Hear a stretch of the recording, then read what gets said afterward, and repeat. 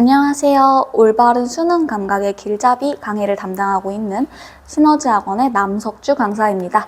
지금부터 간략하게 해당 강의에 대해서 소개해 보도록 하겠습니다. 올바른 수능 감각의 길잡이의 수업 목표는 크게 세 가지입니다. 첫 번째, 낯선 지문에 등장하는 모의고사. 올바른 국어적 접근 방식 파악하기. 내신과 달리 낯선 외부 작품이나 외부 지문이 많이 등장하는 모의고사에 대해서 학생들이 어떻게 풀어야 될지 되게 난감해하고 또 공부는 어떤 방식으로 해야 될지 갈피를 못 잡는 경우가 많아요. 그래서 아무리 어렵고 낯설어 보이는 작품이 나오더라도 어느 포인트를 봐야 하고 어떤 출제 요소에 의해서 문제가 만들어지는지 그런 올바른 국어적 시선을 기를 수 있도록 수업이 설계되어 있습니다.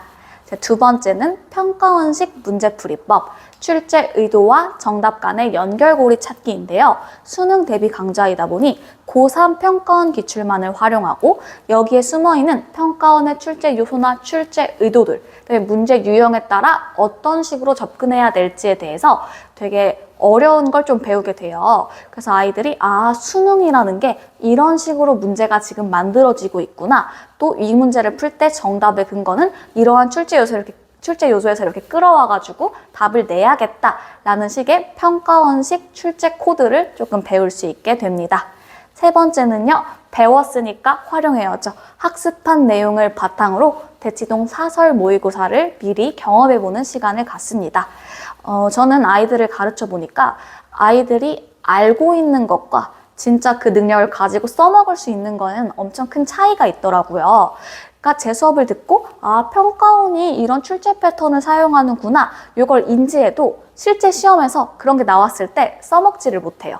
이걸 써먹으려면 수많은 실전 경험을 통해 내가 실전에서 그 능력을 써먹어야 돼. 꺼낼 수 있어 라는 경험이 필요하거든요. 그래서 제 수업에서는 실전 모의고사를 실시하여 아이들이 그런 능력을 기를 수 있도록 주안점을 두고 있습니다. 수업 구성을 간단하게 말씀드리면 첫 번째, 4개년 평가원 및 교육청 고3 주요 기출을 분석하고 이것을 통해 수능의 연계성에 대해서 파악하게 됩니다. 한 해 동안 6평, 9평 수능 이 시험지를 차례로 분석하면서 모두 각기 문학 작품도 다르고 비문학 지문의 제재도 다르지만 어떠한 요소가 똑같이 연계되었는지 그걸 중심으로 학습하게 돼요. 특히 추상적이지 않은 구체적인 이렇게 출제 의도와 연계성을 보여주면서 아이들이 수능이 이런 거구나 라는 감을 잡아가는 게 제 수업의 장점이라고 보시면 되겠습니다.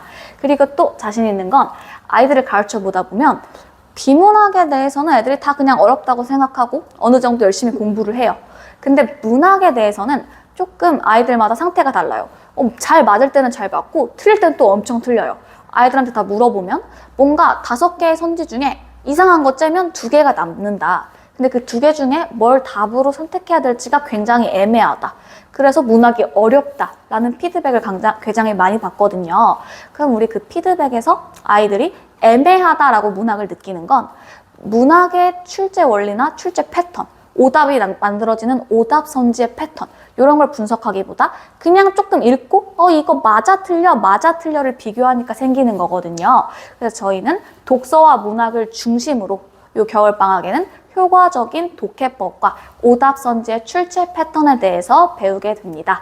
그래서 이러한 내용을 통해 각각의 시험지가 어떠한 연계성과 출제 의도를 가지고 있는가, 국어의 본질은 무엇인가 이 위주로 수업이 구성되어 있습니다. 그 다음은요, 80분 동안 실전으로 모의고사를 보는 시간입니다. 1시간 20분 동안 저는 무엇을 하냐면요, 돌아다니면서 아이들을 관찰합니다. 아이들마다 특성이 되게 달라요. 어떤 애는 애매한 선지를 그냥 보면은 그때부터 주체하지 못해서 찍어대고 불안하고 이런 모습을 보여주기도 하고 어떤 애는 어려운 문제를 한번 만나면 그 뒤에는 쉬운 문제를 다 틀리는 거예요. 그런 친구도 있고 문제 풀다가 한 지문에 꽂혀서 거기에 20분을 쏟아붓고 나중에 시간이 없어서 뒤에 거를 못 풀고 이런 애들마다 실제 1시간 20분 동안 시험을 보면 국어는 내 영역을 보다 보니까 되게 패턴이 다르고 시험에 약간 구성되는 시간도 달라요.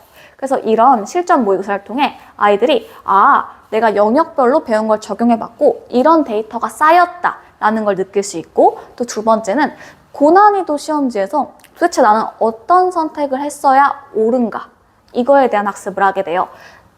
요새 수능이 국어가 좀 어렵기도 하고 대치동 사설 모의고사나 현재 모의고사 기준을 보면 1등급 컷이 100인 경우가 고2에는 거의 없어요. 사실 고3도 수능 정도는 1등급 컷이 절대 100이 나오지 않고요. 그럼 이런 어려운 시험지에서 어떤 선택을 했을 때 점수를 최대한 끌어올릴 수 있는가, 이것에 대한 학습을 아이들이 실제로 시험을 보면서 느끼게 되는 것이죠. 그다음에 세 번째는 시간 조절 능력이요.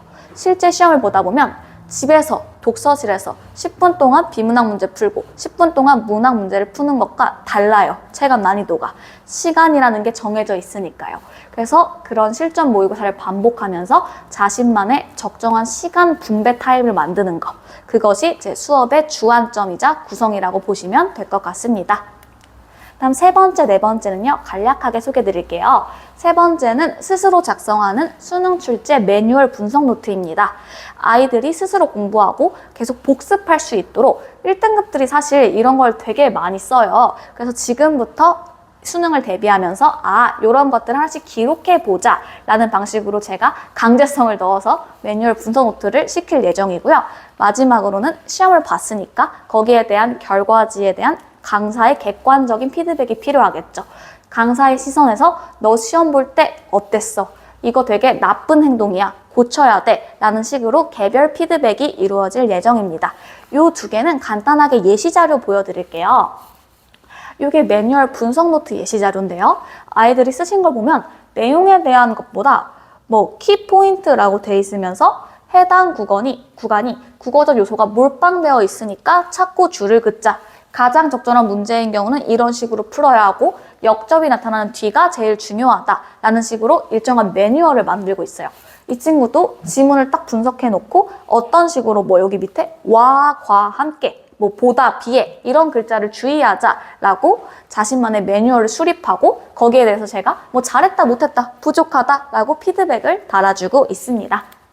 그 다음 요거는 성적 분석 피드백 예시예요. 작년에 이제 수업하고 했던 건데요. 작년엔 이 수업에서 5회차의 총 실전 모의고사를 봤어요. 그래서 이렇게 딱 1부터 5회차까지 돼 있고 영역별로 화작, 문학, 비문학, 고난도 문학 너 몇 개 중에 몇 개 맞았고 점수가 몇 점이고 등급이 몇 점이야 라고 싹 정리가 돼서 나와요.